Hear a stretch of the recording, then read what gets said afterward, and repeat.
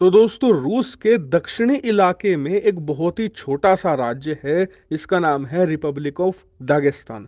अब कहने को तो ये रूसी राज्य है, लेकिन यहाँ पर मात्र 7% ही रूसी लोग रहते हैं। इसके अलावा बाकी के बचे हुए जो 90% लोग हैं वो सभी मुस्लिम हैं और अरब के अलग अलग कोनों से आए हुए हैं, जैसे कि ईरानी मूल के लोग यहाँ आपको मिलेंगे। इसके अलावा टर्किश मूल के मिलेंगे, अजरबैजानी मिलेंगे और कुछ अरब जैसे कि सऊदी अरेबिया, इराक से भी यहाँ पर लोग आकर बसे हुए हैं। लेकिन आज मैं आपको ये सब कुछ क्यों बता रहा हूँ, इसका कारण ये है कि जो ये दागिस्तान इलाका है ना, पूरी दुनिया में इस समय चर्चा का केंद्र बना हुआ है। और कारण है यहाँ पर हुई एक बहुत ही ज्यादा भयानक घटना। घटना क्या है उसे बताने से पहले मैं आपसे एक सवाल पूछता हूँ।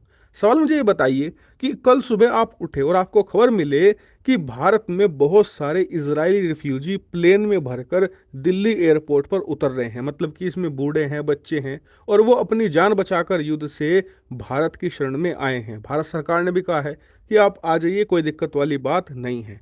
लेकिन भारत से हजारों की संख्या में लोग एयरपोर्ट पर धावा बोल देते हैं और उसके बाद एयरपोर्ट के अंदर घुस जाते हैं। एक एक प्लेन को देखते हैं खोलकर कि कहीं उसमें कोई इजरायली यहूदी तो नहीं बैठा। अगर मिलता है तो उनका इरादा सीधे उन्हें मारने तक का है।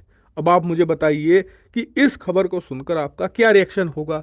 चलिए, रिएक्शन तो होगा ही, साथ ही ये सोचिए कि ये भारत के लिए कितना एम्बैरेसिंग होगा कि भारत की सिक्योरिटी इतनी कमजोर है कि एयरपोर्ट जो सबसे सिक्योर इलाका माना जाता है वहां पर भीड़ को आने से नहीं रोक पाई। और यहूदी जो पहले से ही दुनिया के सताए हुए लोग हैं, पहले तो उन्हें आने का आश्वासन दिया, उनकी सुरक्षा का आश्वासन दिया, और उसके बाद ये सुरक्षा करने में यहूदियों की नाकामयाब रहे। इससे हमारी छवि दुनिया में कितनी बदनाम होगी आप सोच सकते हैं।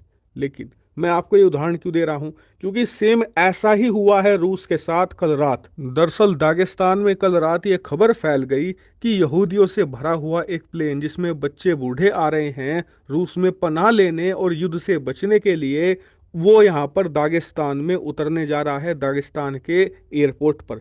ये सुनते ही हजारों की संख्या में भीड़ इकट्ठा हुई और एयरपोर्ट की सिक्योरिटी को धता बताते हुए सबसे पहले एयरपोर्ट के अंदर घुसी। वहां पर इन्होंने खूब ढूंढा मेन परिसर में कि कोई यहूदी तो नहीं बैठा या आया नहीं।